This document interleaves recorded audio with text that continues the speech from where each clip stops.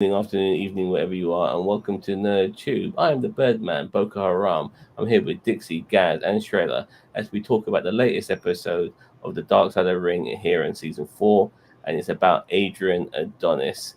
Now, I have to say, fellas, that I thought that this episode itself felt like very similar to previous episodes of Dark Side of the Ring. We have a man who maybe dwells into drugs, his life gets resolved, betters himself for a bit, and then before he has a chance to maybe fulfill that betterment, he dies. And then, unfortunately, like a lot of wrestlers, they die in car crashes. Still, it was an interesting, you know, uh, documentary on this person, Adrian Adonis. And I did enjoy seeing his life and some of the ups and downs. The Dan Spivey thing was interesting. The thing with the bear was also interesting as well. But overall, it was just an average episode for me. How did you find it, Dixie? Very well. I mean, I liked a lot of the little like history behind the scenes type stuff of wrestling in like the '60s and '70s and '80s and such that they talked about. But yeah, I mean, I also like seeing Dangerous Dan Spivey again. Holy hell, where did they Hmm. find him? Yeah, he had an amazing look. Looked a bit like Sting, by the way. As anyways, guys. This was an episode that's interesting because there have been rumours that there have been conspiracy theories, should I say, that because apparently Adrian Adonis had some connections with the mafia, and there was like Yep. rumours for ages that he got taken out by another family. Now those are just rumours, but Yeah, obviously those kind are of rumors. which kind of they kind of do address here, but I kind of would rather have gone into a bit more details of rumours, but. I thought it was good overall because I do like the Adrian Adonis character. And Shred. Yeah, I would say this was basically, I would say, a subpar episode of Dark Side of the Ring. There has been a number of conspiracy theories surrounding the actual cause of death, the cause of the car wreck that killed Adrian Adonis and two other wrestlers, but it didn't really delve that much into it. We spent a lot of time getting to know the backstory of Adrian Adonis, and obviously the stuff like the cocaine use, what he was like at home and on the road, but not a lot with regard to the actual main meat of the whole point of the episode, really, which I think was his untimely death at the age of what, 34. Yeah, it was 34. Yeah, boy, they always die fucking young, don't they? Yeah. So I have to say what the things that interest me the most about this episode was obviously the gay gimmick because I think he's most renowned for that among fans generally, whether they be hardcore casuals or people who just know very who know nothing about wrestling. I guess that's the thing that kind of stands out the most. The Well, weight the what was weight gain. disappointing was again the fact that yeah, they brought up the fact that he did the gay gimmick of adorable Adrian Adonis. They didn't delve a hell of a lot into the fact that it was largely a wholesale ripoff of Exotic Adrian Street. Exactly. I was just about to bring that Yes, up, by yes. the way, I'm so, Shredder. yeah. I'm so happy you brought that up because I was thinking to myself there is something very familiar about this, but I couldn't put a finger on it. Yeah. Yeah, We so Yeah, discussed the movie the later. adorable Adrian gimmick was effectively it was a ripoff of the Welsh pro wrestler Exotic Adrian Street. And Street has gone on record that Jimmy Hart told him that that's what they were going to do. They were going to take the gimmick when Adonis went to New York. And Jimmy Hart used to write down a lot of the stuff that Adrian Street would say in promos or the mannerisms he would carry out with in the ring. But there was a difference between the two gimmicks in the sense that Adrian Street um, he had Miss Linda with him, and it was he never outright said he was gay. The implication was that he was very gay, he was gay because he acted very very effeminate, but he could beat the shit out of you if he wanted to. Uh, uh, and he would do other things as well to throw off people. You know, when they just outright asked him, "Are you gay?" He wouldn't give them a straight answer, no pun intended. But he with Adrian Adonis, They just outright came out and had him come out and say, "Yes, I'm gay," which wasn't true, for one, but it was playing up to base homophobia. Yeah, it's keeping And it's quite kayfabe ironic alive. as well that Uncle Dave Meltzer was one of the people they interviewed for this, and they could have brought up the fact that. I was actually going to ask about that. Why the bloody hell is Dave here? Well, here's the thing.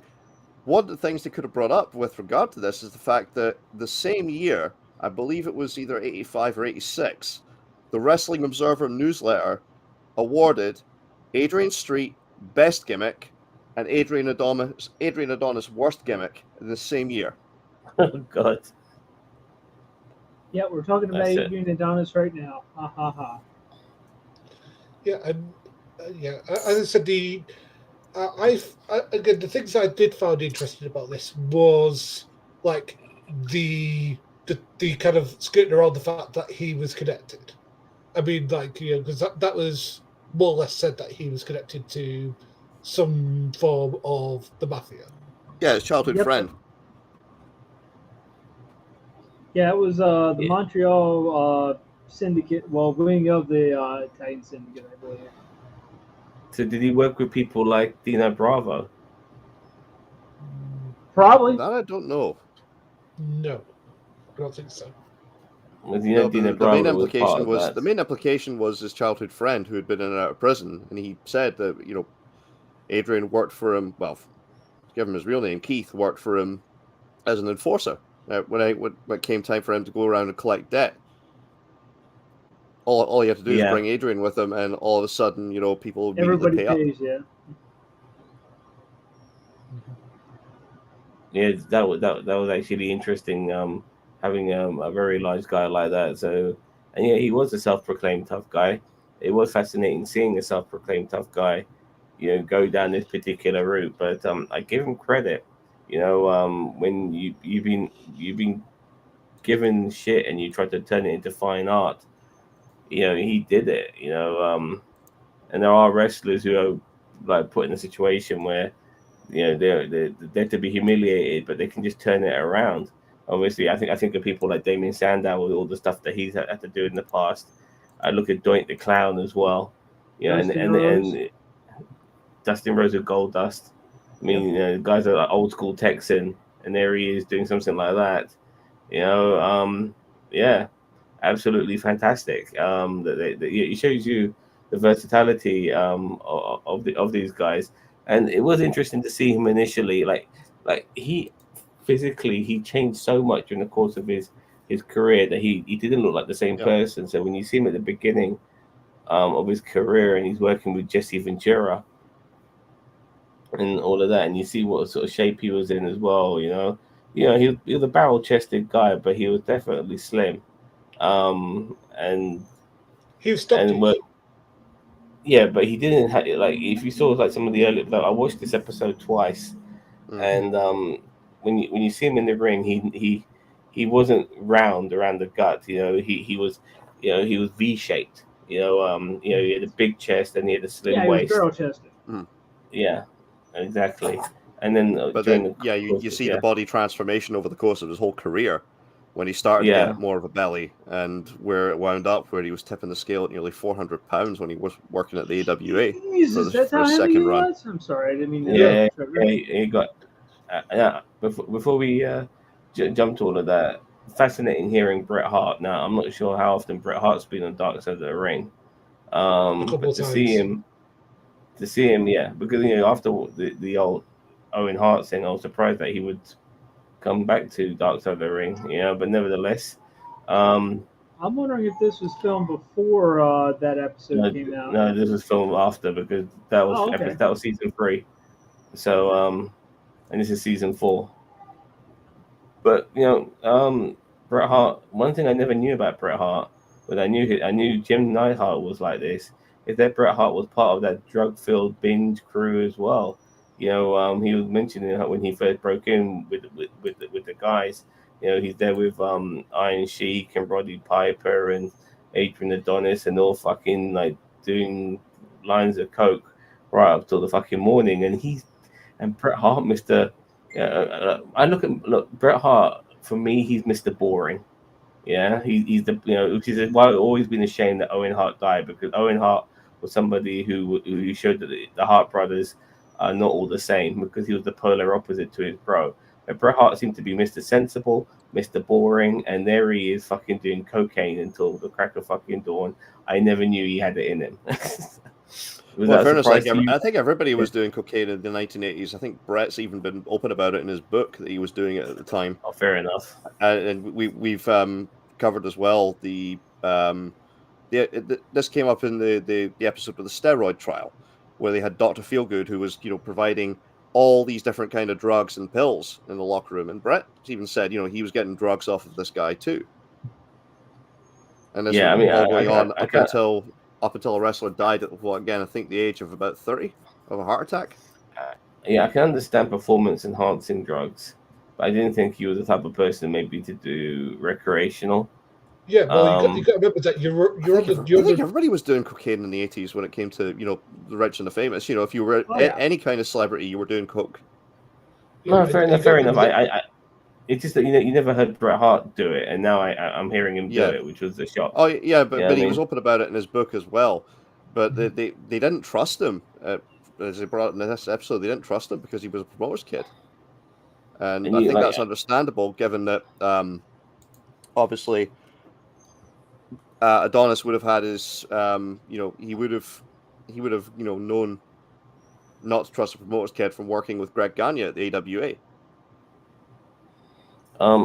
yeah, and also just before I get to the comments here, also like prior to Jim Neidhart dying, there was loads of like tours of the Hart Foundation, going to different places, being interviewed, and Jim Neidhart seemed to be off his fucking rocker all the time. It was like they were like a proper double act. Like Bret Hart was the straight man, and Jim Hart was the fucking the comic relief, and and I almost felt a bit sorry for Bret. He looked like he was embarrassed for him. Bret Hart says, Daniel once says, Bret Hart sounded self-centered and out of touch, talking about how he never considered his cocaine years as wasted, talking about a man whose life was forfeit to drugs and alcohol. I get where he came out, unlike a lot of wrestlers, considering what Bret Hart's been through. Um, he's a lot better off than a lot of the guys who've been in this industry. So probably that's why he looks at it with fond memories, I guess. Even though he lost someone like Jim Neidhart probably to drugs and alcohol. So yeah, because Jim Neidhart was I believe it was a heart attack, but it was brought on through drug overdose. But with again, the reason he doesn't consider those wasted years is because he might have been doing the odd line, but he's learning from guys like Roddy Piper and Iron Sheik, guys who've got years of experience in the business, and they're passing this knowledge down to him, and he's able to take it and adapt it to his matches and his style, and become basically the legend he was. Yeah. But come to think of it now, oh god, let me just switch this shit off. Come to think of it now, regarding the drug taking, he did lose actually a lot of people, that he knew personally and were related to him. Obviously, David Boy Smith being another. Who, Well, you look at the Canadian Stampede, that 10-man tag match. There's only 4 guys left still alive. Yeah, exactly. So, but I guess now maybe he's just too old to give a damn, and now he's just looking back fondly. He's the one who survived. Everyone else has dropped like flies. Was he about 65 now? You know what I mean? So, yeah. But yeah, it was good to see Bret Hart in this, considering we don't really see him in these sort of shows too often, and it was good to hear his insight, and it would be nice maybe to hear from Jesse Ventura and all of this as well, considering he worked with Adrian Adonis during the course of his early years. But once Vince McMahon bought the WWE, sorry, not bought the WWE, but he made it the way it is. He was all about gimmick wrestlers. And Adrian Adonis, he had his gimmick initially, being this tough street guy from New York City. But they were a dime a dozen, as you guys say in America. So he gave him a little twist and a little change, and Adrian Adonis became something a little bit different. Well, And like a lot of it different. unfortunately, we are. Well, sorry. Go on. No, No, go go. on. I was going to say, Okay, well, the thing is, I think the reason this happened was because, from what Adrian Street says, is that him and Vince had contract meetings before this. It's about maybe like 6 months, maybe a year before Adrian Adonis was brought in to basically bring him in. But for whatever reason, it just didn't get done. So basically, Vince McMahon, being the egotistical prick he is, decided that I'll make my own. It's like, no, you can't really do that. The reason Adrian Street works is because of Adrian Street, not because that gimmick works. Well, not only that, he wanted to make a flamboyant character in the vein of Gorgeous George in some respects, because that was one of the big questions regarding Gorgeous George back in the day. Is he gay? Because he would flick bobby pins out from this bleached blonde hair into the crowd, and he would look like he'd spent a couple hours in a beauty salon. Mm-hmm. So again, it was a flamboyant character, and it was Vince McMahon's decision to effectively just rip off Adrian Street. And I think maybe part of it was probably due to the fact that Adrian Adonis's body was changing on him. He was no longer, in as great shape as he had been. He was starting to get a bit heavy. So maybe this is why they decided to make him this over the top flamboyant character. Because Vince might have just found it even funnier in his own mind. The fact that, like, okay, well, I'm going to take this guy who's a bit on the chubby side and make him gay. And he was what do we call it? He was in the main event scenes. I do remember the programs he had with Hulk Hogan, and I do remember how Hulk Hogan would be very, very homophobic towards him. But we are talking about a period where if you were gay, you were seen as a bad person. Yep. And you were seen as evil, dangerous. Keep the kids away from him. I mean, they're still trying to do that rhetoric now, which is disgusting. Was that right? Was this right about as well the same time as the HIV crisis? I think it would have been. Well, in the 80s, yeah, for sure. Yeah. I'm trying to think of what period in the 80s the HIV crisis first started. That's really 86, 77 to about. That's when it got really hot. The HIV crisis actually started about 83. That's when I remember hearing about it.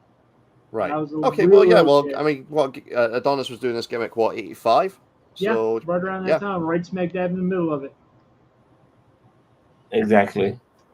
And people just did not like gay people back then, especially in certain parts of America, and it's being a man's sport where lots of straight guys are half naked and covering themselves in body oil and jumping over each other and God knows what else. The last thing they need is a gay man in all of that. I mean, in fairness, you look back at a lot of 80s media, it is so homoerotic.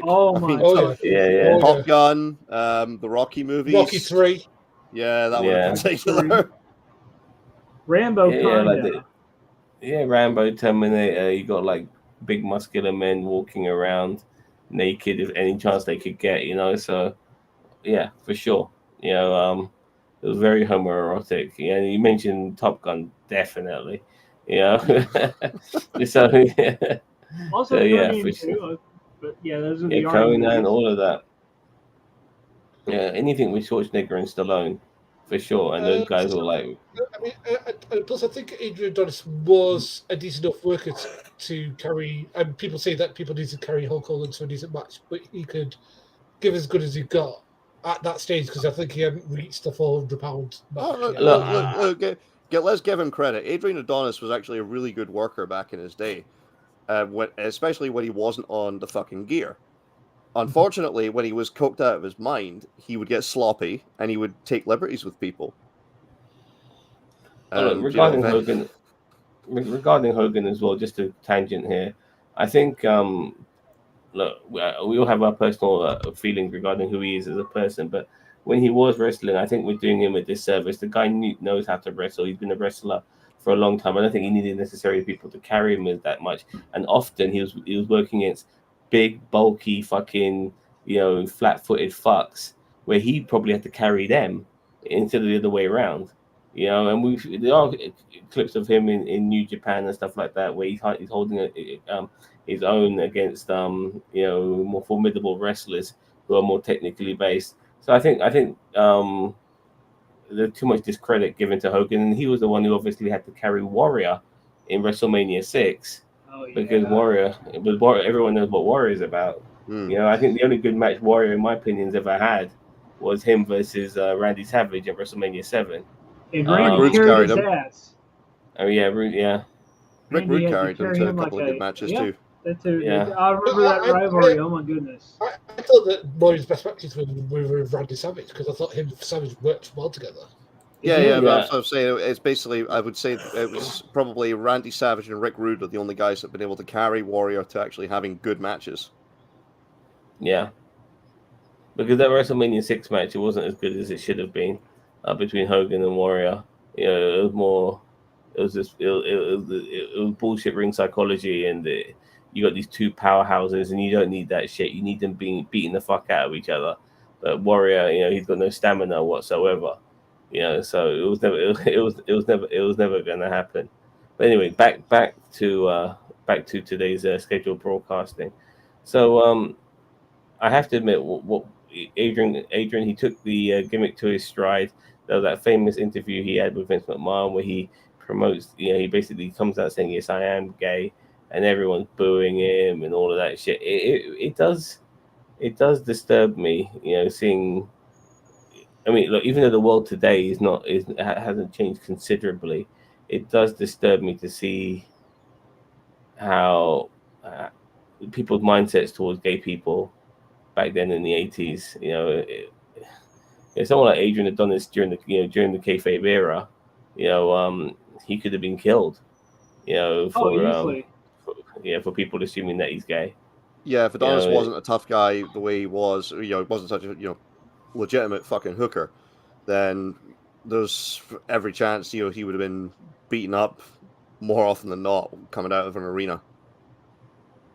exactly. Or worse yet, stabbed because a lot of the fans like to carry the Yeah. pain and shit. Oh yeah, Yeah, exactly. So, but yeah, he was putting on weight, and then he was just not the same worker as he once was. And then that infamous match with Dan Spivey.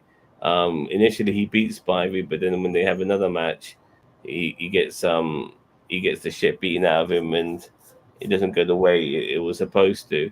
I mean, we are talking about someone who gets a bit carried away. He's got a bit of that Bob Holliness about him. You know what I mean? Where he's more egotistical than professional. well, At is times. this Spivey you're talking about? No, Yeah. we're talking Adonis. Yeah, well, and no, I think in Adonis's case, it's because Bob Holly was just a miserable bastard, and he liked to work snug. And if you pissed him off, then yeah, he was probably going to give you a receipt in the ring. And he Oh was yeah, you're gonna, getting potato. throw a potato of some kind. Adonis, it was a case of he was cooked out of his mind, and he thought he could take liberties with people. And again, Yeah. Adonis was legitimately a tough guy. It's just unfortunate in his case that he ran into Dan Spivey, who Who's a tougher also guy. happened to be a tough guy. And he's a lot And a guy bigger than who- he is. Yeah, a He's lot bigger than by Adonis 5 was. inches.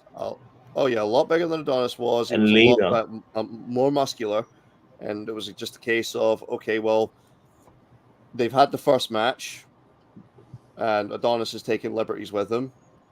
Second match, and Adonis tries it again. Spivey just says "fuck it," and he beats the fuck out Spidey of just him. made a potato farm right there. And this was a house show, wasn't it? So unfortunately Yes. there's no camera crew to film this glorious I moment. think the first match there was actually a camera there. They showed there some was. clips of it, and There was. Yeah, they showed. some clips of it, and you can see Adonis, stiffen the fuck out of Dan Spivey. You can see him Yeah. legitimately kicking him as hard as he could. You can see him landing on him. Yeah, and you can see Spivey reacting like, "Ow, what the fuck?" Yeah, in an industry where you have to work so bloody often, the last thing you want is to actually be hurt, and you also need to be able to trust the person you're working with. Top of the morning to you. Oh, sorry, it's still evening. Top of the evening to you, Mr. System. I hope you watched the latest episode of The Dark Side of My Ring piece. And that was really cool because when you watch these episodes of Dark Side of the Ring, there's always a pivotal moment which changes everything. And I do feel that this was that pivotal moment in his career, even though he was putting on the weight and stuff like that. This was the moment where he was taken down a few notches, brought back down to earth, humiliated, humbled, you name it. This was that moment. There's always a bigger fish. There's always going to be somebody who's going to be tougher than you. And in Adrian Adonis's case, he believed his own hype, but he was never keeping himself in good shape. And eventually, somebody a lot more healthier than him and bigger than him and stronger than him was going to fucking put him in his place. He was never going to be invincible. And I have to admit, I very much appreciated that.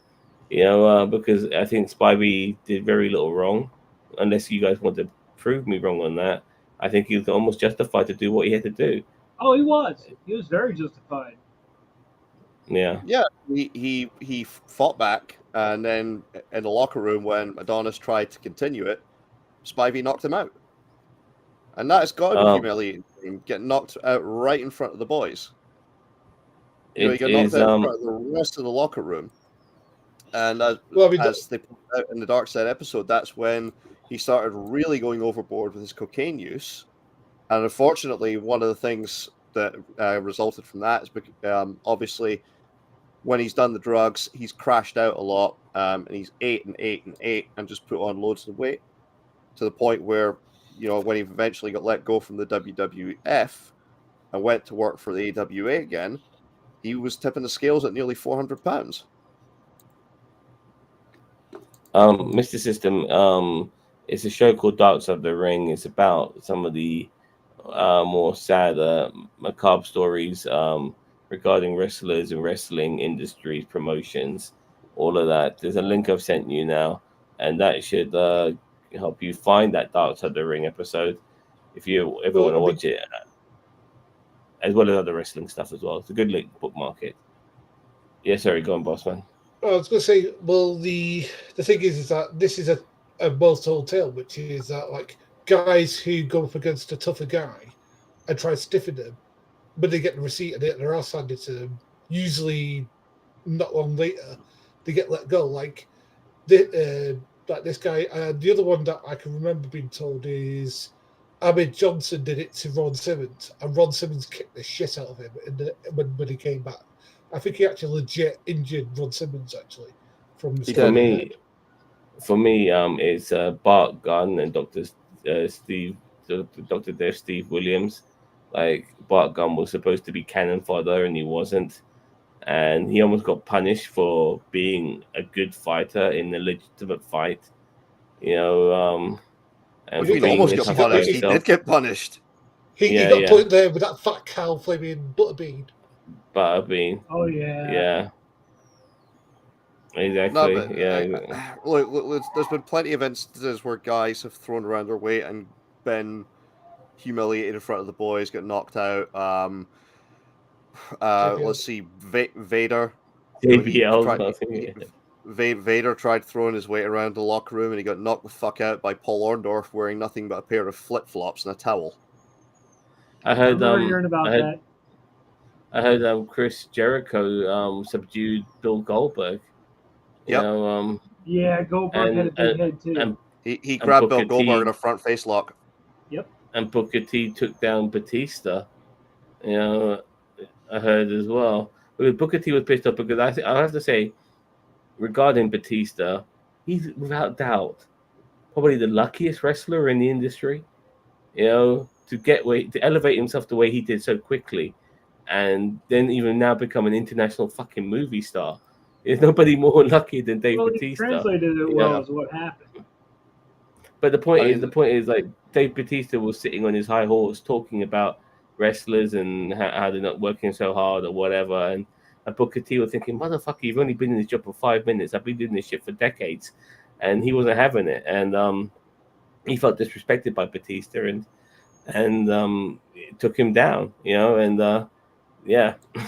So yeah, there have been moments like that. Yeah. Oh yeah, other locker room fights that spring to mind. Steve Blackman took down the Big Show in the locker room once. Really? Oh really? Yeah. You didn't hear about that? No. No, that one went over, that one went under the radar for me. Jesus Yeah, Christ! I mean, the Big Show's not to be Big Show fucked was with, man. Big Show was fucking around with Steve Blackman, and Blackman told him to quit it. He didn't, so Blackman basically took him down. The Yeah, one I heard was apparently Joey Styles knocked out JBL. That's what I heard. Yes, that was the other one I was going to bring up. is that for real? Joey Styles punched JBL in the face on a plane. It was either going to or coming back from one of the Iraq shows. And knocked him Oh, out. really? And knocked him, sparked him out. Knocked him Yeah, loopy, yeah. that's beautiful. He must have. Yeah, that's that puncher's chance everyone has. You know, what I mean, you hit that guy in the right spot. Yeah, for sure. I think also Blue Mini got his revenge on JBL after JBL hazed him. Is that right? Not quite. No. JBL beat the fuck out of Blue Meanie at ECW One Night Stand, and he opened up Yep. stitches. He opened up some stitches that Blue Meanie had, and caused them, to absolutely be covered in blood. John Laurinaitis was pissed and said, what the fuck? I said no blood out there. And Meanie had to explain that, well, Bradshaw shot on me. Yeah. They brought them in. They brought in Meanie for basically a short run and a couple of payoffs just so he wouldn't sue. He and Bradshaw had a match. Stevie Richards hit JBL in the head with a chair. It looked and sounded vicious, but apparently no. It just came off that way, and they worked everybody, including at one point JBL forgot to smarten up the Undertaker to where the Undertaker pulled Stevie Richards aside and said, "Hey, the roster's thin enough as it is." Nice. So it was a work. I never knew that. It's okay. Well, Let's see here. Daniel Van, JBL shooting on Blue Meanie wasn't a work, but the rest of it was. Dixie, you want to read this comment? Yeah, I was going to read it. Adrian's wife talking about how she was a good wife by not ever asking about his drug use. Something tells me she was content with the lifestyle herself. Yep. You know what? That's called being a mafia wife. I don't know. She looked like she did drugs herself personally. I don't know. I mean, Bret Hart spoke about how he was Jekyll and Hyde, in the sense that he would be this wild party animal when he was out on the road, but when he got back home, he was doing none of that stuff. He was a complete family man. I don't know if it was a case of maybe, was she fully aware of what went on during that time period? I'm sure she had her suspicions. She might have had some suspicions, but again, she might not have known the full story. She might have known that maybe he does like a line of coke every once in a while in the locker room, but he's not a full-blown addict, and selling off the furniture. He's not raiding the bank account. He's not doing it at home in front of the kids. Well, look, you watch that interview a second time if you get a chance, and just focus on the wife. She's definitely fucking taking something, man. Even to this day, because there was something about her demeanor that seemed very drugged up. You know what I mean? So I wouldn't be surprised if she was doing a few lines of stuff, or maybe he started doing drugs after Adrian Adonis had died. Who knows? But yeah. And I guess with him being a full-time wrestler, he could afford to be good daddy and all of that sort of stuff at home for a couple of days before he has to fuck off back on the road again for 3 months. So it was very easy for him to adjust and be that good family figure, because it was only for a short period of time, because you know how wrestlers' lives were back then, even to this day. They're always on the fucking road. So yeah. But the thing is, again, there's a lot of stuff that the boys do not want the wives and girlfriends at home to know about. As Kevin Nash has put it before, one of the things he hated about having to bring the family to WrestleMania was that he didn't want the wife as he put it, he didn't want his wife to come aboard the pirate ship and effectively know what was going on behind the scenes. It was a double life, being a wrestler, for sure, for a lot of these guys. So it totally made sense. But after Adrian back to Spivey again, after he got humiliated by Spivey, the drugs took its toll. He wasn't obviously working out. He was binge eating as well, and he was ballooning. And it was amazing how fucking fat he had become.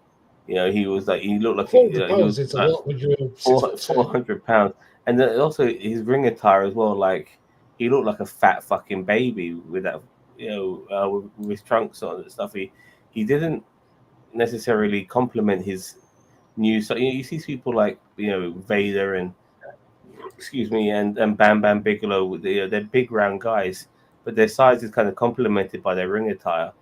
Not with Yeah, they Adrian went with Adonis. onesies. Or Adrian single. Adonis went from Brian Pillman to fucking Dusty Rhodes. And That's a and very good comparison, by the way.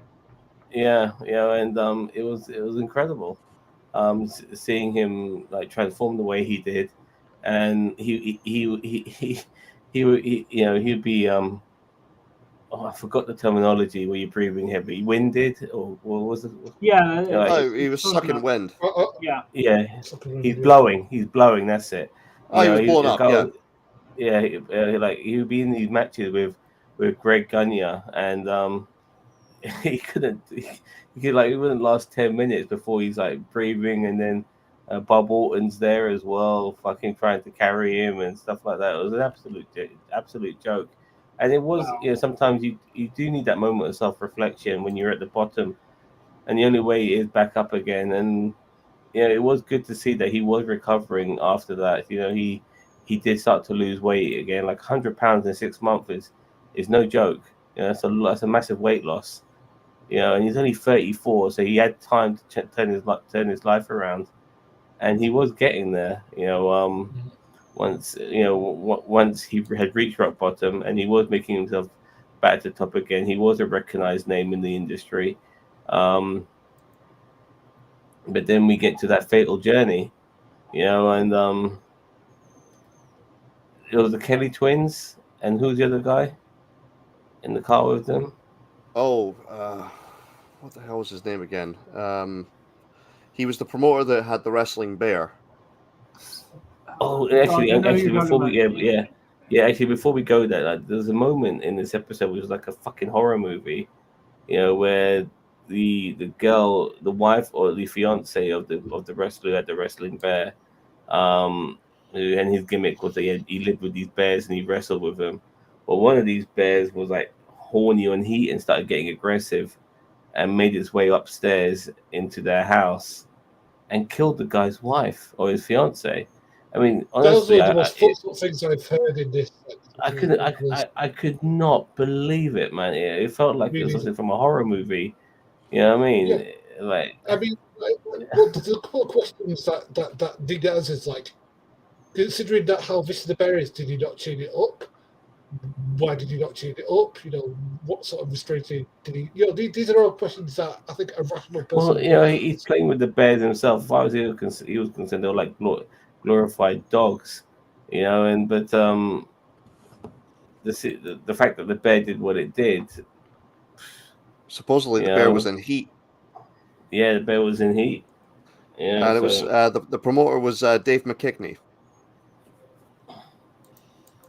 Dave McKigney. Okay. What surprised me most though was the fact that after the girlfriend had been mauled to death by this bear, McKigney still decided he wanted to continue working with bears. Sorry, Yeah, well, I think he realized that was his bread and butter, that was his gimmick, and if he dropped it, there'll be nothing left for him. I don't know. I think there were probably there's been other wrestling bears out there. I mean, okay, with Dave McKigney, it was Terrible Ted. But you've had Gentle Ben, the wrestling bear, in the southern United States. Was that from the we also had one in this country. Gentle Ben from the same with what's his name? Ron Howard's brother. That Gentle Ben. No, it was different bear. Okay. But Yeah, we had a wrestling bear in this country too. You may have heard of, Sam. Go on. I take it. Well, you guys never heard of Hercules the Wrestling Bear with Andy Robbins? Nope, I haven't. That's a little before my time. I'm not sure. I can Actually. understand you not It's not wrong knowing of this about- one, Dixie, but I'm surprised that Zam and Gaz didn't know about it.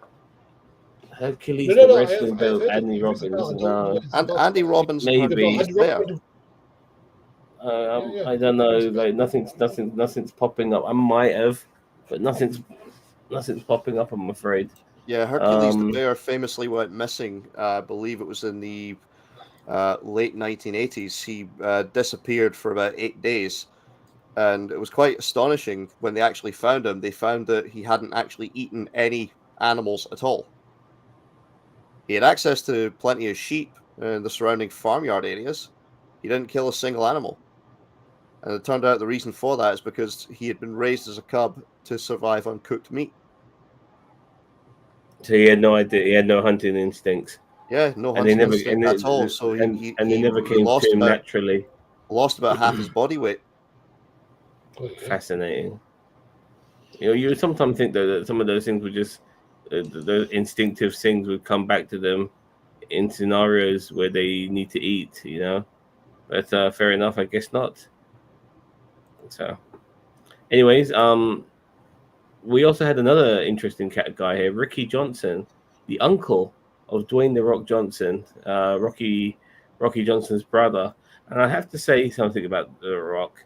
He never really delved much into his father's side of the family.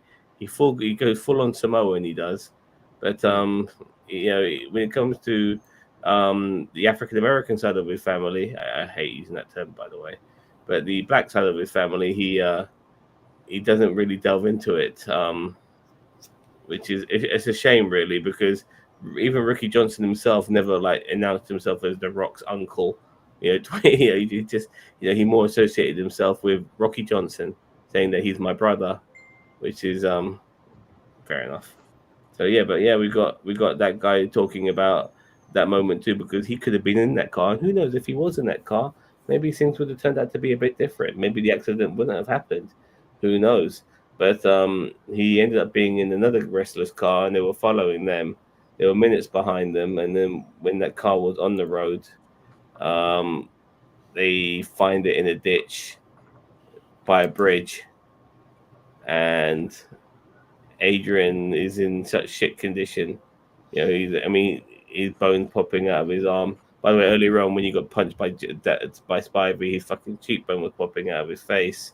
But this time round, his elbow was popping out of his arm. He probably couldn't have been moved, and he was going to probably die there. I think the bear guy had already died instantly, and Pat Kelly.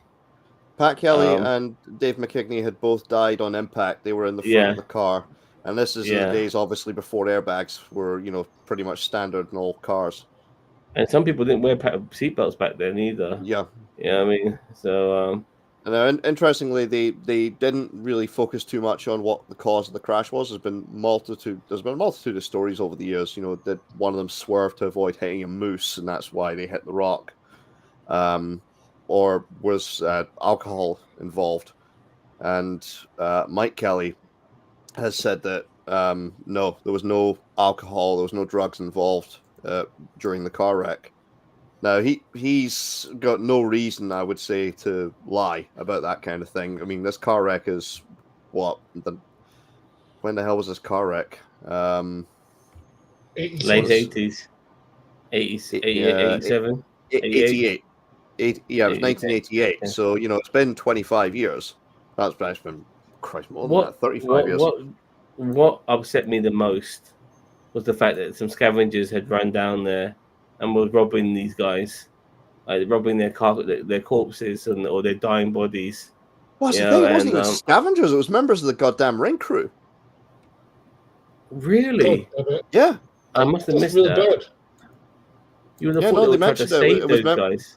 No, it was members of the ring. Members of the ring crew were the ones that went down there and tried. But they basically took what they could off of the bodies. So they stole Adrian Adonis' wallet. They took his watch. Anything else of value.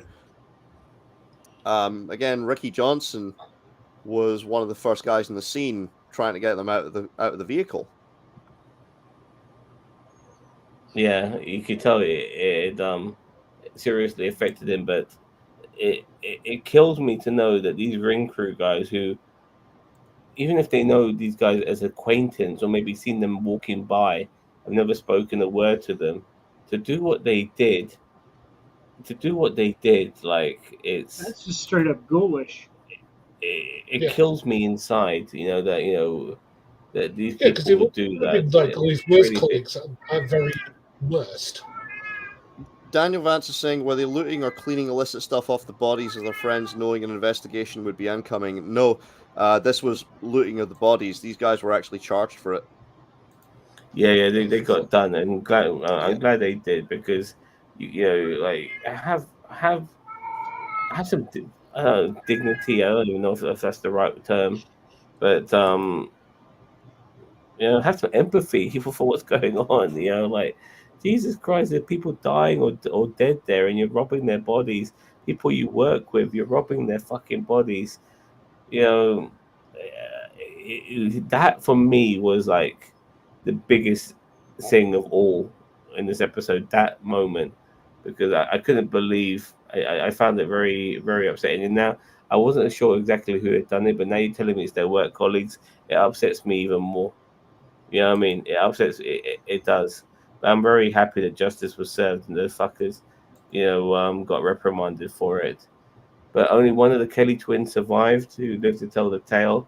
If anybody's going to know them anything about it, he would. But he'll probably be having to. This moment will probably affect him forever because he was one. He's that type of twin who's really bonded with his twin. I do. I know twins like that. And I know twins who are not necessarily like that. And he happens to be one of those twins who is like that, who likes to dress the same, hang around with his brother all the fucking time. His brother becomes his best friend, all of that. They are properly connected, and all of that. And then he's gone, and he's in that car crash, surrounded by all that death. He must relive that moment so often in his mind. I don't envy him, at all, for what he has to go through. Very sad, very very sad. And Ricky Johnson as well. You could tell it affected him big time too. And some of the stuff he had to talk about when it came to the press wanting to find out and speculation, and he was telling these guys to fuck off. Yeah, good for him. Good for him. Yeah, that's one of the things I did like about wrestling, like the wrestling industry. Whether it be current times or past times, there were moments where these guys would unify. You know, and that was one of those moments. Even after death. So, and then we just look But back at Adrian's career and what. Well- Sorry, Shirley, you got anything Well, to I add? was going to say the guys as well, though, like Ricky Johnson and the other wrestlers that they were traveling with, they pulled up at a motel. I went straight to the bar, and they wound up trashing the place after it finally sunk in. These guys are all fucking dead. It finally hit one of them, because if some you said, look, some of them were just going to shoot pool, try and relax. One of them, it finally it hit him. It's like all these guys are fucking dead, and he threw his glass at the wall, and all of Yeah, a sudden the rest of them trashed the bar. They caused about $12,000 worth of damage. Well, to be fair, Yes. everybody mourns in a different way. Yeah. yeah. I just want you guys to know that if any of you had died, I'd totally clean your browser history. Thank you. But then again, my browser history, there's nothing on there that's illegal, but there is stuff there that people might people eyebrow to, if you know what I mean. Well, I know who to I, call for cleaning out my that invites porn questions that I folder. don't want to ask. I just want you guys to. Oh, sorry, I already read that one. My bad. Yeah, that lip quiver he had while talking. He relived that moment over and over. Poor man. Yeah, Yeah. for Yeah, sure. because I mean, he also spoke about like how he's got photographs in his wallet. He keeps photographs in pretty much every room of his house of his brother. He misses that guy every day. Yeah, you we're literally said connected. that So I had something going off in my mind that something had happened even before I was told. It's just like, God damn it. when one time when he was not with his brother and his brother got hurt, and he knew that his brother got hurt. Yeah, that's an amazing link that twins have. You know, which is beyond science in my opinion. So yeah, but nevertheless, I can't imagine what it must have been like for Adonis's wife to get that call to say, look, he's dead. He's been in a car wreck. He's yeah, dead, and she can't. She's saying, "Well, put the promoter on. He's dead. Put one of the Kelly twins on, and only one of them is still alive." Yeah, he's in the hospital recovering. Yeah. Yeah, that exactly. just ooh. Now with all the conspiracies around, we do end this episode with not only the what if, but people just learning to appreciate who Adrian Adonis was. That if he had wrestled in today's era, he might get more recognition, and if he had a longer career, he might. I mean, with 34 is nothing in wrestling years. Who knows where he could have been seen in the annals of wrestling history. But surprisingly, guys, he's not in the Hall of Fame. No, that's true.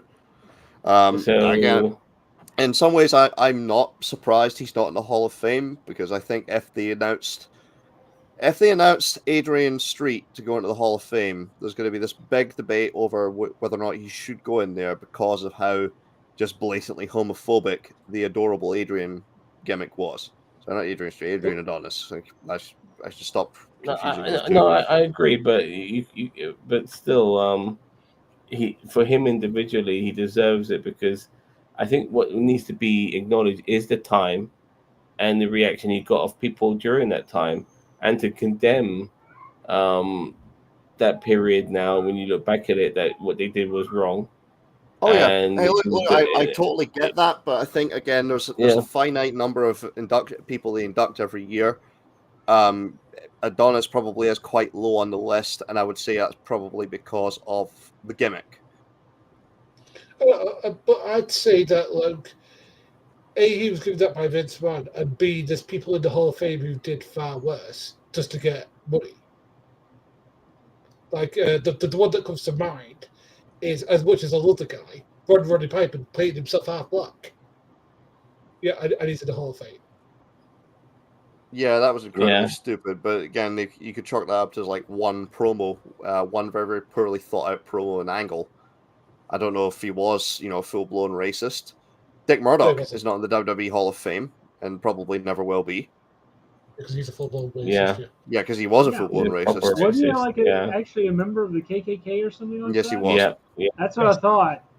And he tried to induct Dusty Rhodes, who's a man who is very much in I touch remember with that story.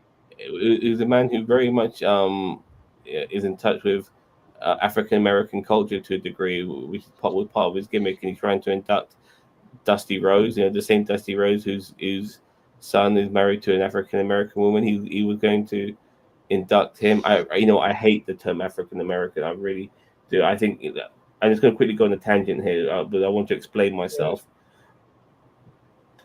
They're black. It's not African. It's fucking black.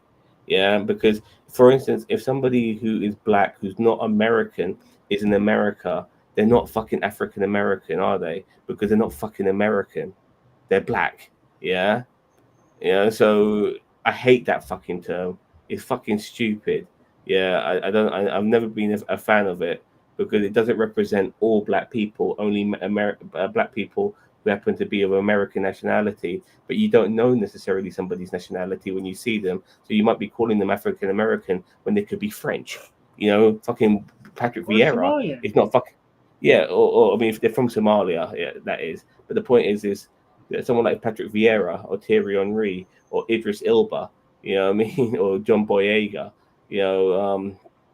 all of these guys, Ben Johnson, the athlete, if they're in America, they're not fucking African Americans. They're fucking black because they're not fucking American.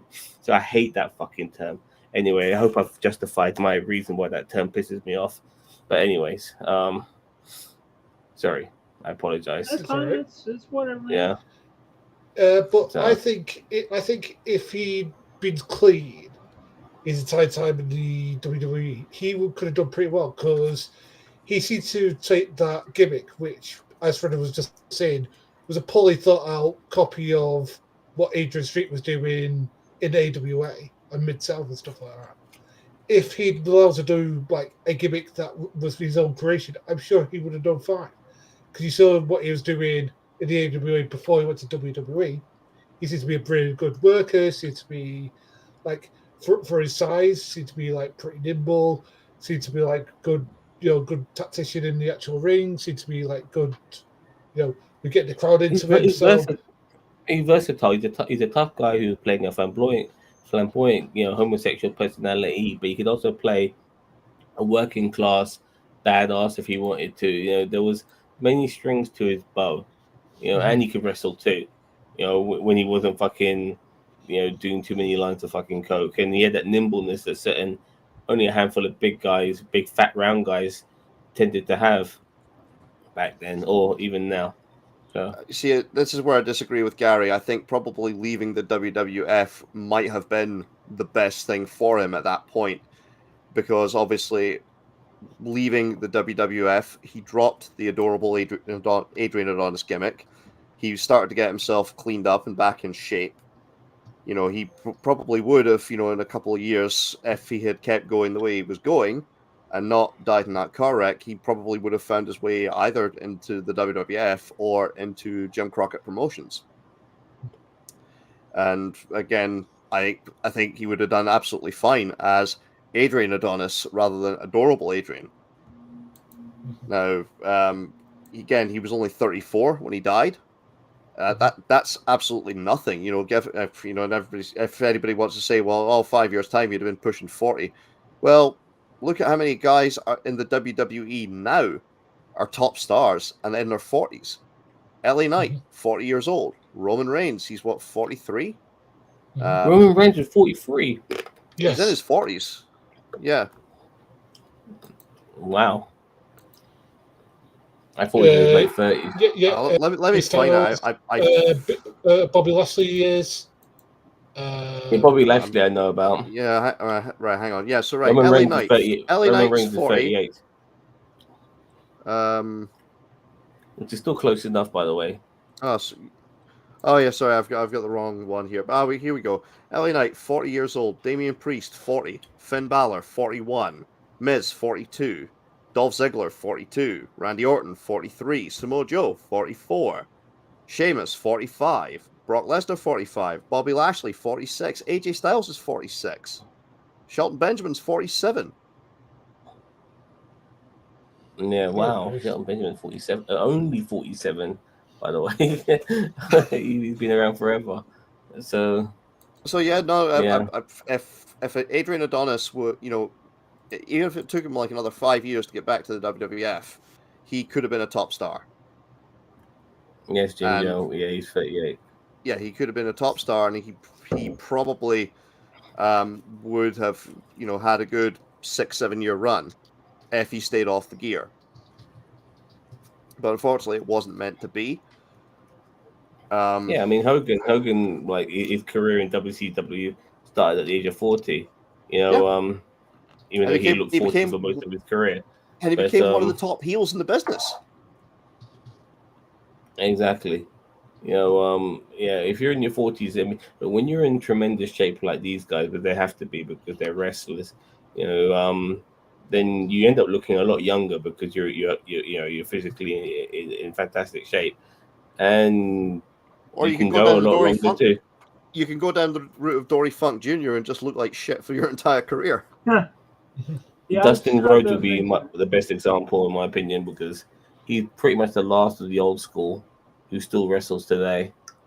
I think Christian does a pretty decent job, and Jeff Jarrett. I mean, they're both in their 50s, and they both do pretty. Actually, Jeff Jarrett still wrestles today, and Sting still, and still. Sting 64.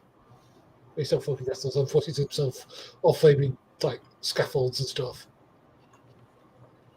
I mean, this is how Jeff Jarrett, this is how old Sting is. He was my favorite wrestler growing up, and now I'm now 41. So that should tell you something. I don't know how often Sting wrestles. I'm eating polos. I don't know how often Sting still wrestles, if he does a regular wrestling schedule, but The problem is that people like Triple H and Undertaker have mentioned this, that when you're not wrestling regularly and you do wrestle part time, like maybe you're WrestleMania or whatever, you feel the bumps, because your body's not honed into wrestling on a regular basis. So when you take a hit, you fucking feel it because you're not used to it as much. So it's a double-edged sword, for somebody like Sting who's in his 60s who might not wrestle that much, but when he does wrestle, he probably fucking notices it big time. There's other guys though who are still wrestling into their late 50s, even into their 60s, and they've adapted their style, so they can get away with maybe Oh, he taking does? one or two bumps. So Fair somebody enough. like George South, for example, I think he's in his 60s, and Is Terry Funk still wrestling? No, Terry Funk has pretty much retired. I think he's in his 70s now, and he's also Yeah, I'm glad hey, he's I'm yeah, surprised I he's not There's a dead. guy I who think wrestles he's for also in a wheelchair too. Yeah, there's a guy who wrestles for TNA who used to wrestle for WCW who's in his 60s. And he looks in pretty decent shape. I can't remember. Mike something or other. I can't remember what his last name was. Mike Sorry. Jackson, I think it is. Yeah. He's like pretty badass. He's the guy I want a model after, because the thing is that, as people know, I'm trained to be a pro wrestler, so and I'm going to be an older guy trying to do this shit. And I can tell you, Yeah, bumps you're hurt. the new DDP. Okay, Yeah, I can tell you, bumps hurt. Do you know what Mike Jackson's age is? 60 odd. No, he's 73. What? Okay. Yes. Mike Jackson still takes bumps in matches against guys like Trey Miguel at the age of 73. Actually, He's a Ric badass. Flair was in a match not too long ago, wasn't he? And he's Yep. in his fucking 70s. And I never knew Sting still wrestled on a weekly basis. Ricky Steamboat is supposedly training for a comeback too. No, Oh, you my don't God, need really? to though. No. There's a guy who never turned heel, did he? Yeah. No. By the way, Not to my knowledge. About 67, something like that. Ricky Steamboat. 70. Like, you don't need to, Rick. You be a producer backstage. You don't need one last hurrah. That moment, that match you had against Chris Jericho was good enough. Shawn Michaels. No, Chris Jericho.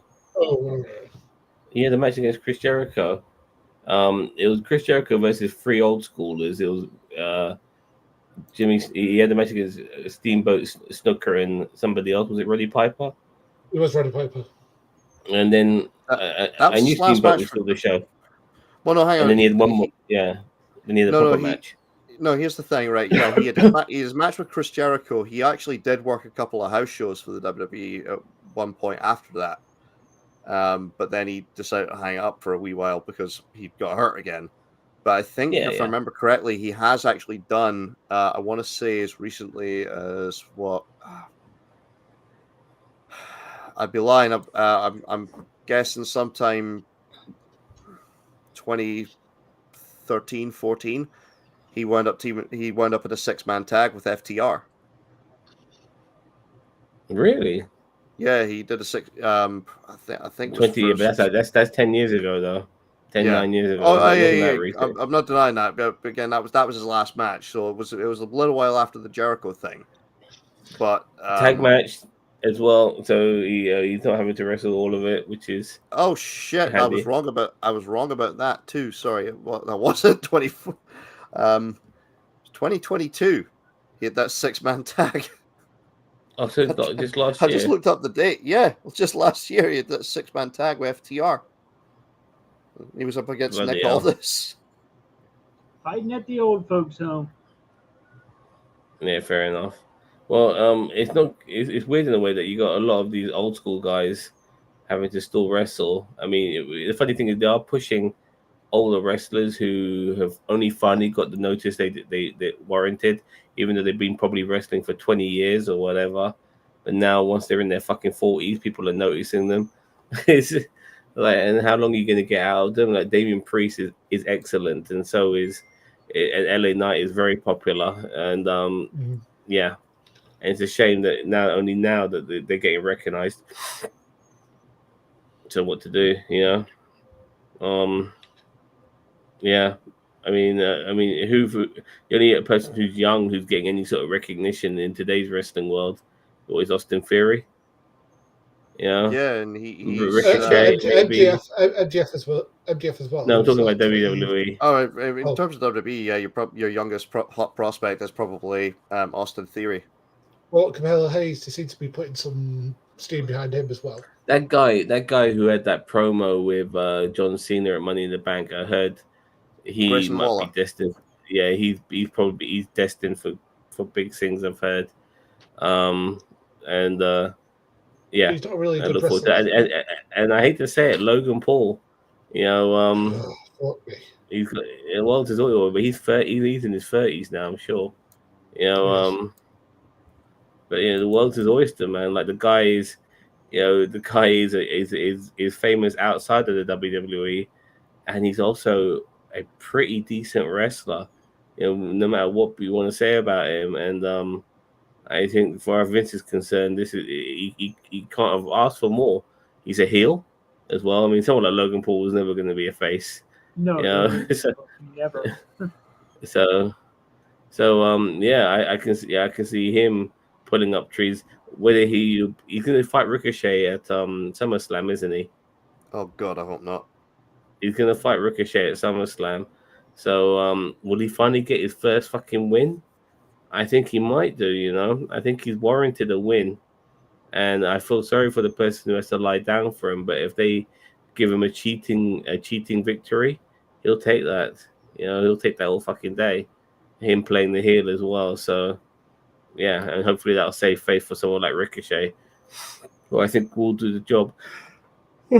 Or Ricochet can carry him to the best match of his career. Say, like Bret Hart and British Bulldog.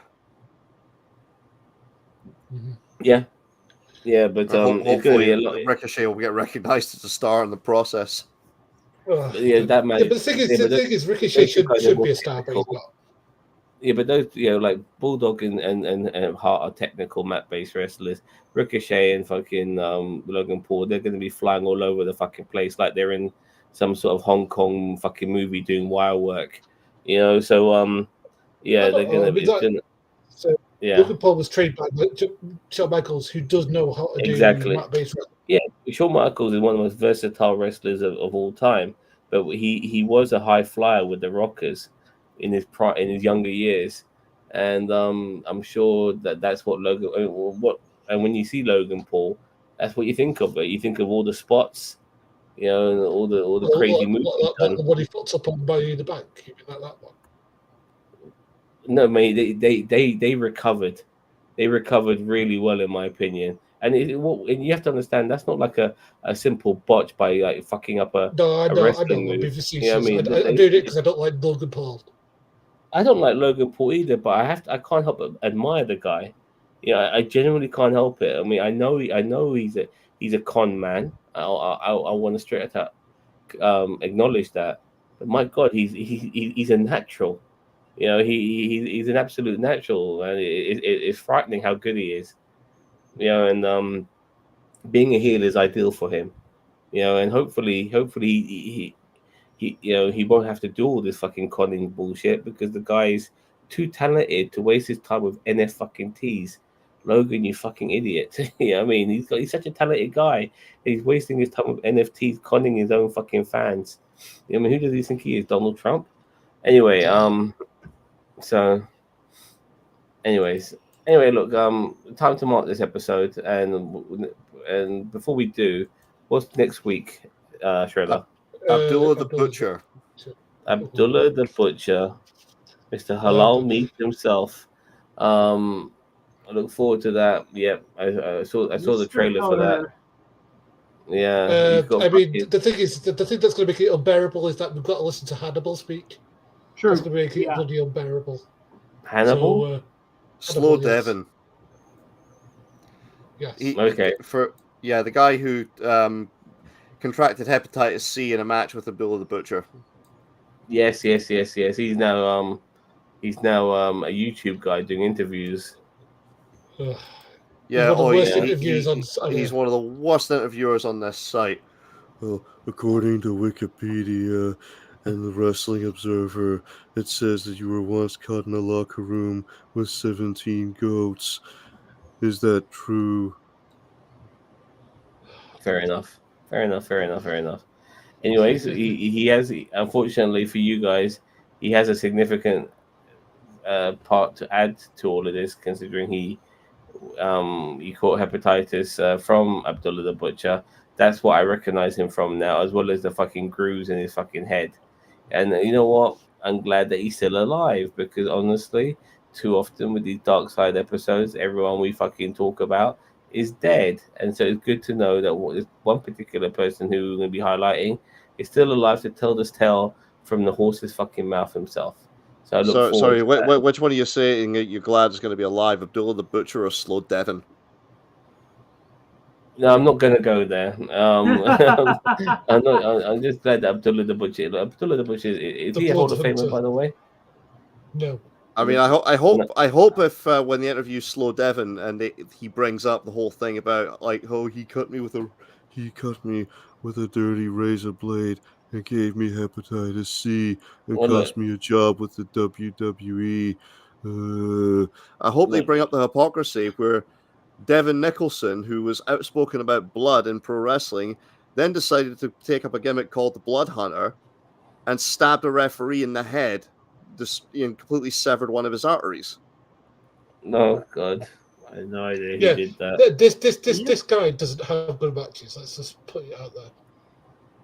Maybe it's a He has blessing been, in he has been disguise that he got served. hepatitis. Then But as I said to you guys before, I have seen the worst match of this year. The worst Yeah. match of this year? You mean there's something fucking worse than Bray Wyatt versus LA Knight? Yes. Anyway, Yes. what we're gonna mark this Oh, episode? Sorry. I'll start with you guys. 6. Shred. Yeah, I'm going to give this a 6. It was competently put together. There was some stuff that unfortunately I think they didn't delve into, and there was also some omissions. I would love to have seen some mention at least of the rip-off of Adrian Street, but yeah, it was a competent episode. It's a 6. Yeah, I'm gonna have to say And- 6 as well. yeah. I Okay. mean, Shredder pretty much touched on everything that I was going to say that needed a 6. I can't unfortunately give it, but this is the thing. It's not nothing to do with Adrian Adonis himself and the tragedy that was bestowed upon him, as well as those other guys. It's just I feel Dark Side of the Ring doesn't really delve into certain things that I think most people will be finding interesting. Like I would have liked to have maybe had a bit more of a historical context of the gay gimmick. You know, just the whole, because that really was like the peak of his fucking career. That's when everyone knew who he was, and it would be nice to see what fans behave like, the rabidness, you know, the homophobia, all of that. I wanted more of that. They never give you enough of that dark side when it comes to the most recognizable parts of a wrestler's career. They never give you any of that. Not enough. They just give you like a taster of it, and then they move on to the next fucking thing. Now I know they've only got 45 minutes, but it's their fault for fucking making these episodes so fucking short. They deserve to be a lot longer. These wrestlers. This is probably the last time people will see or recognize some of these guys before we move on to the next person. So give them the recognition they deserve before they become yesterday's news. And yeah, they don't give us enough of those particular moments. So yeah, it gets a 5 out of 10 for me. Yeah, you know, like for instance, like the Chris Benoit episode, Dark Side. That was 2 episodes, wasn't it? It was a 2-parter. Yes. It was Yes. and it deserved to be a 2-parter, but it focused on Eddie Guerrero's death as well. There was so much there, and it warranted that. You know, some of these episodes need to be 2-parters. They really do, because there's so much depth into all of that. The Warrior episode needed to be 2 fucking parts. You know, there's just so much there, but they just fly through it. You know, and they don't really delve into the more juicier moments of I this mean, person's career. as you pointed out, there's only so much they can cram into that 45 minutes. And also at the same time, things like the Chris Benoit episode, okay, well, the Chris Benoit episode, they actually had more people alive who knew him that they could talk to still.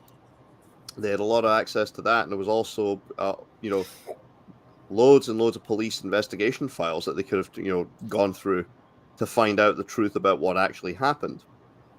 Um, I- I'm glad they didn't interview certain people for that. Like, for example, Bill Apter, who I know has been interviewed by likes of Sean Oliver, and he's suggested that maybe a hitman did it and made it look like a murder suicide.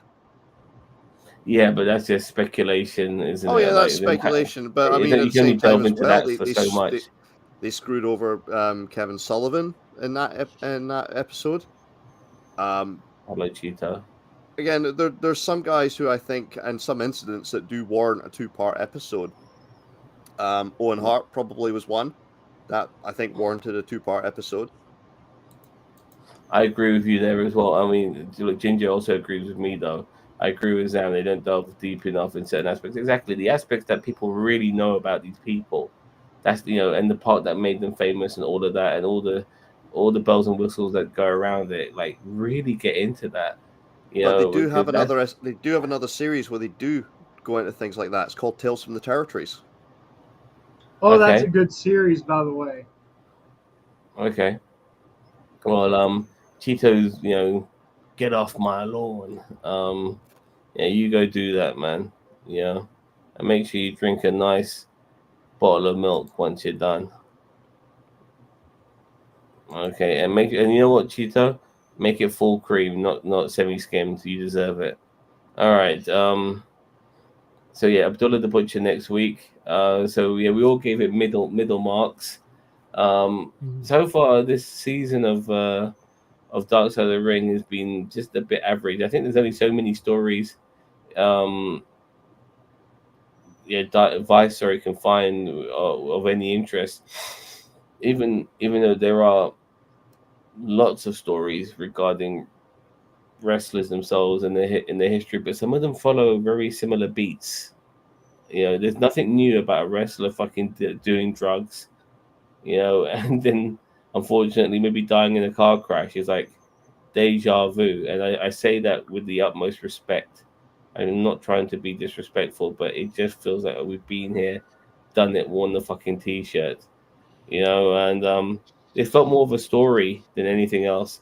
Yeah, the wrestler, he did some drugs, put on a bit of weight, reached the bottom of the barrel, made himself get back up again, yada yada. Like, it could be anybody's life story, but I think the fact that he ended up dying in such a tragic way is what really put this on the map for Vice to make a dark side out of it. If not, then it would have just been fucking. You could have picked hundreds of wrestlers who fucking delved into fucking drugs and done stupid things. Yeah, this was a guy who was getting cleaned yeah, up and then dies tragically in a car yeah, wreck. But yeah, exactly. And that's what I'm I saying. think probably The car with wreck is this what made it Vice versa worthy. Yeah, season, I think what they're doing is they're building to a crescendo where they're starting off with these stories that in some ways are very, very similar. There's a lot of cases where wrestlers have been doing drugs and obviously tragedies then struck that, later on. So in the case of the case of this one, Adrian Adonis, he died in a car wreck after getting cleaned up. Junkyard Dog, just happened to die of a drug overdose. Doink the Clown died of a drug overdose. no, but the Junkyard Dog died in a car crash. Oh yeah, sorry, but he'd fucked up so much on drugs. He'd Season alone, been Magnum, strung out. Magnum, He'd been strung out on cocaine, hadn't he? He'd been up for like yeah, 40 but hours. yeah, usually one leads to the other though. Magnum TA, I mean, he didn't die from a car Magnum crash, TA. but Well, no, he didn't. He didn't die. He was involved died, in a car wreck, but he got he was. crippled. But then last Yeah. season, you got people like Brian Pillman, who got crippled in a fucking car crash, ruined his career. Right. Like one thing leads to another, unfortunately, and car crashes, drugs, all of that sort of shit. It just seems to be I like think they're getting a the lot of the playbook similar. of wrestlers. I think they're getting a lot of the similar stories out of the way at the start of this season, and that's when we're building up to what, like, our final 4 episodes are going to be what, Abdullah the Butcher. So obviously, his style and the fact, obviously there was the big controversy with him giving another wrestler hepatitis C. That's going to be something different this season. You've got Bash at the Beach 2000 coming up, which is going to be all about the whole backstage incident that Hello, Jim. effectively was the beginning of the end of WCW in a lot of respects. Is it like Because, the plane ride from hell, but on the ground? Is that what we're talking about? That sort of level? No, I wouldn't say it's that sort of level, because this was a case of Vince Russo double-crossing Hulk Hogan, from what's to be believed. It's what caused Hulk Hogan to leave the company and threaten to sue. In fact, he did sue, I believe. Yeah, he did. Fuck yeah. Then the last two episodes, I can't remember which order they're in, but you've got Marty Jannetty and Bam Bam Bigelow. Oh, I can't wait to see that one. Yeah, that does should both be fun. The thing that I definitely do want them to cover in future ones is Iron Sheik. Pardon? Iron Sheik, he'd be a tremendous topic. Yeah, they could make that now. I'd love them to do Ready to Rumble. Just the story of that shit show. Mate, I'm the only guy in this world who likes that film. I do. I actually enjoyed it. I like that film. Stupid as it was, I liked it. There's a couple of moments which I thought were kind of genius, because like there's that moment where Oliver Platt's character, the King, he's in that final match at the end, and then he gets betrayed by his own son, which is so wrestling like, but they're playing it for real in the film, and I thought that's quite clever actually. I like all of that shit, and so there was a lot of toilet humor, a bit too much of it, and all of that, but overall it was I liked it. I really the fact that they had so much love for the King, and they find out that he's a fucking total dickhead, slob, loser who got really lucky and shit like that, but he's still their fucking hero, and yeah, I like that film.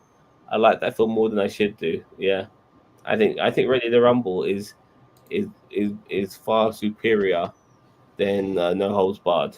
No Holds Barred is like a 2 out of 10. Ready to Rumble is like a good solid 7 or 8. You know what I mean? So Noble has what with Zeus and Flaming and Hulk Hogan. You talking about that? No Hulk Barred. That film is a pile of crap. With Rip, Hulk Hogan playing Rip. Yeah, I mean, so bullshit. It's not the worst. It's not the worst. That's an idea for a future video discussion on this channel, ranking all of Hulk Hogan's movies. Oh god.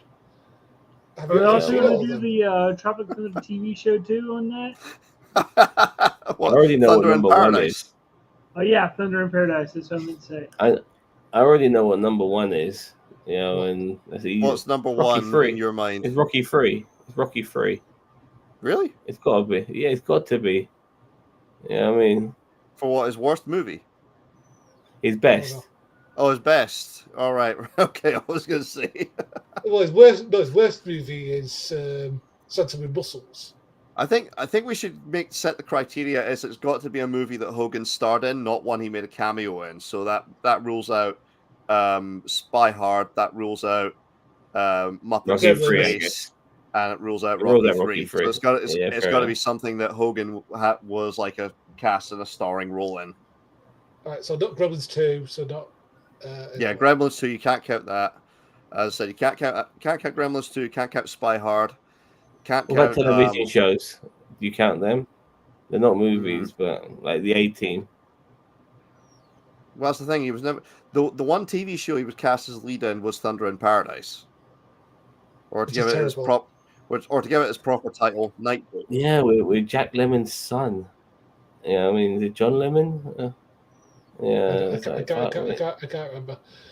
But yeah, it's not his worst film. Not his worst film, but it is Something with Muscles by quite some. There's that movie he made where he played like a Marine, and he had no mustache. And honestly, seeing Hulk Hogan without the mustache is surreal. Was that Ultimate Weapon? No. Was that Suburban Commando? No, definitely.